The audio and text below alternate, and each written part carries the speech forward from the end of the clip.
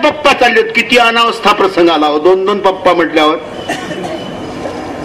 असल्या संस्काराच्या बाबतीत असा हलगर्जीपणा जर आपण केला, निश्चितपणानं आपल्याला म्हातारपणी पस्तावा आणि वृद्धाश्रमाचा मार्ग दोन्ही गोष्टी येतात. पस्तावा तर येतो, पण घरात राहायला जागा मिळत नाही, तर मग वृद्धाश्रमात जागा मागावी लागते. ते पैसे घे पण तिकडेच जाय. संस्कार विहीन असलेला मुलगा या पद्धतीचा विचार करू शकतो, परंतु जो भक्तीने रंगलेला पोरगा आहे, बालपणापासून त्याच्यावर भक्तीचे संस्कार आहेत, बालपणापासून त्याच्यावर परमेश्वराच्या विधिविधानांचे संस्कार आहेत, त्या मुलाला अशी बुद्धी कधीच उत्पन्न होणार नाही. त्याची बुद्धी या धार्मिक क्रियेनं रंगलेली असते. बुद्धीला रंगवावं लागतं, मनाला रंगवावं लागतं. निरा अक्षदा फेकून काम होणार नाही, निरा विळा ठेवून काम होणार नाही. विळा ठेवत असताना प्रार्थना म्हणावी लागते. आपण प्रार्थना बाजूला ठेवतो, आपण काय करतो, आपली अवस्था कशी असते, लावा हात, लावा हात, जशी काही ती विधी सांगितली, लावा हात. हात लावा म्हणणं म्हणजे तू विडा स्वतः तर वाहतोय की या सगळ्यांचा वाहतोय. तुझ्या अंतकरणात भाव कोणता आहे, देवानं कोणता भाव स्वीकार करावा, लावा हात, लावा हात, हा भाव स्वीकार करावा देवानं. उद्धरेदात्मनात्मानम आत्मानम अवसादेत. भक्तीचं क्षेत्र आपल्या आत्म्याचा उद्धार आपणच केला पाहिजे. असं जोपर्यंत हा आत्मलक्ष्य होत नाही तोपर्यंत तो भक्तीच्या मार्गामध्ये स्थिर राहू शकत नाही. असं अध्ययन या मंदिरातून प्राप्त व्हावं अशी अपेक्षा या ठिकाणी व्यक्त करतो. या परमार्ग अध्ययन मंदिराच्या माध्यमातून जेवढी मंडळं या ठिकाणी मी आज ऐकलीत, ही सगळी मंडळं म्हणजे या संस्थेला संबंधित असलेली, या संस्थेच्या वृक्षाला संबंधित असलेली सगळी फळं आहेत. ही फळं तुम्ही चाकतायत. हा दूरदर्शीपणा राबूंनी या ठिकाणी दाखवला आणि म्हणून याचं सगळं श्रेय राबूंकडे जातं. म्हणून त्यांचं स्मरण केल्याशिवाय या परमार्ग अध्ययन मंदिराची पूर्तता होणारच नाही. अशाच पद्धतीनं नवनवीन संकल्पना स्वीकार करून या स्वामी श्री चक्रधरांच्या तत्वज्ञानाचा संदेश सर्वसामान्य माणसापर्यंत या संस्थेच्या माध्यमातून पोहोचावा. तो पोहोचतो आहे. 10 वर्षापूर्वीची या ठिकाणची अवस्था आणि आजची अवस्था यात जमीन आसमानचं अंतर आहे. आज जे स्वरूप पाहतोय ना ते खरंच आज मन उल्लसित झालेलं आहे, अंतःकरण उल्लसित झालेला आहे. आणि म्हणून या संस्थेच्या सर्व संचालकांना शुभेच्छा देतो, शुभाशीर्वाद देतो. अशीच अशाच कार्यक्रम त्यांच्याकडून वारंवार घडावेत ही अपेक्षा व्यक्त करून मला या ठिकाणी आमंत्रित करून आपल्या या शब्द सुमनांनी आपली सेवा करण्याचा एक विशेष मौका त्यांनी या ठिकाणी प्राप्त करून दिला. याबद्दल त्यांना धन्यवाद देतो. त्याचप्रमाणे यांना गरज नसताना सुद्धा एवढ्या वेळपर्यंत या ठिकाणी बसलेत हे म्हणून यांचे आभार मानतो. आणि आपल्या सर्वजण जवळजवळ 2 वाजेपासून 2:30 वाजेपासून या ठिकाणी आहात, एकाग्र मनानं बसलात, परीक्षेमध्ये उतरलात. यामुळे तुमचा धर्म परमेश्वरानं स्वीकार करावा अशी तुमच्यासाठी परमेश्वराजवळ प्रार्थना करतो. हेच माझं बक्षीस देईन म्हटलं होतं. आपण शांत बसलात म्हणून. आणि माझे हे समारोपाचे लांबलेले शब्द मी या ठिकाणी संपवतो. आणि शेवटी प्रत्येकाने म्हटलंय पण तसं मी म्हणणार नाही, पण तुम्ही मला सहयोग किती देता यावर अवलंबून आहे. 5 अवतारांचा जय जयकार करून याची माझ्या अध्यक्ष भाषणाचे समारोप मला करायचे. श्री गोपाल कृष्ण, श्री दत्तात्रेय महाराज, श्री चक्रपाणी महाराज, श्री गोविंद प्रभू महाराज, सर्वज्ञ श्री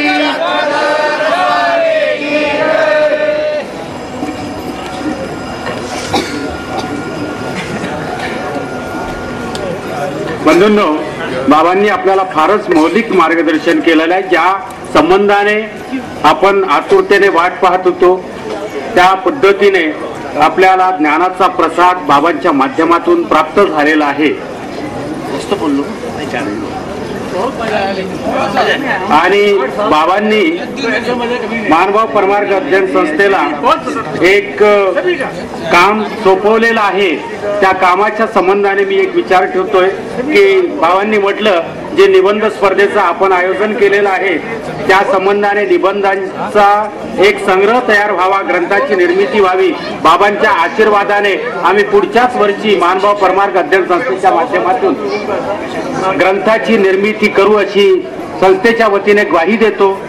बाबांनी फार मौलिक मार्गदर्शन केलेलं आहे. मी सद्भक्तांना विनंती करतोय की महाप्रसाद घेतल्याशिवाय नानाचा प्रसाद आपण घेतलाच.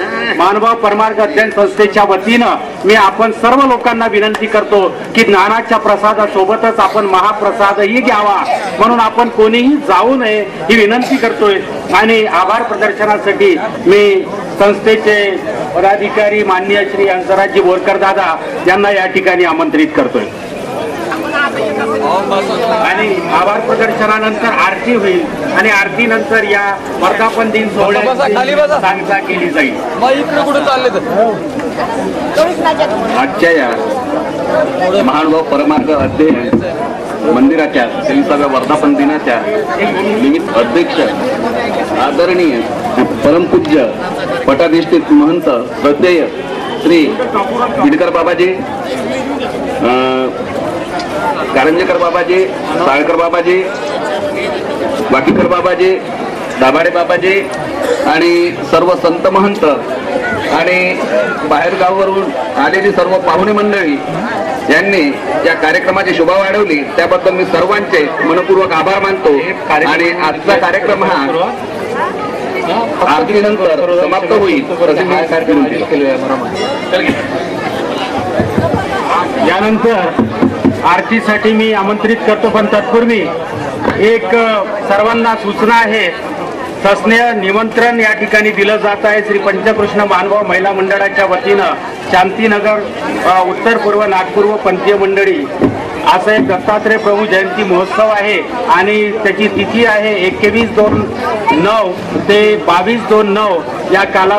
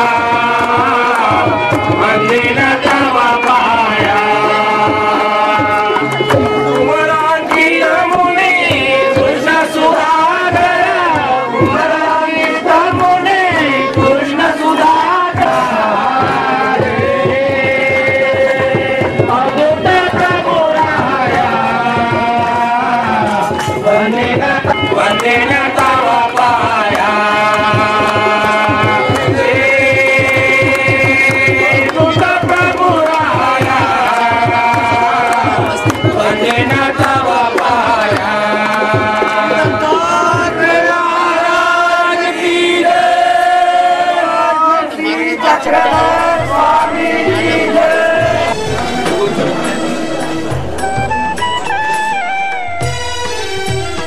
नमो जय जय देवा चक्रधरा नमो जय जय देवा चक्रधरा नमो जय जय देवा चक्रधरा नमो जय जय देवा चक्रधरा मंगल आरती योगेश्वरा तुझी मंगल आरती योगेश्वरा नमो जय जय देवा चक्रधरा नमो जय जय देवा चक्रधरा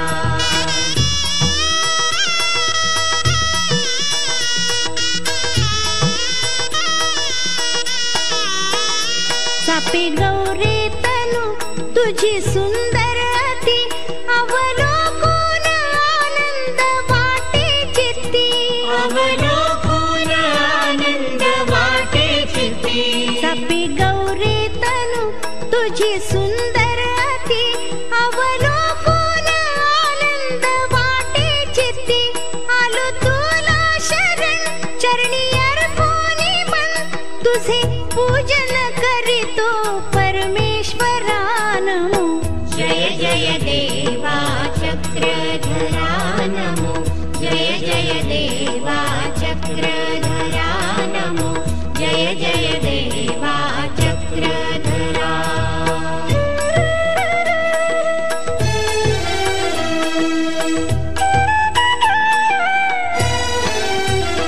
गंधटिळा कपाळावरी लावणी मधुपुष्पांच्या माळा गळा घालुनी मधुपुष्पांच्या माळा गळा घालुनी गंधटिळा कपाळावरी लावणी मधुपुष्पांच्या माळा गळा घालुनी हाती हात सरे बांधुनी साजरे शिरी लावितो मधुफुल गुच्छ तुरा नमो जय जय देवा चक्रधरा नमो जय जय देवा चक्रधरा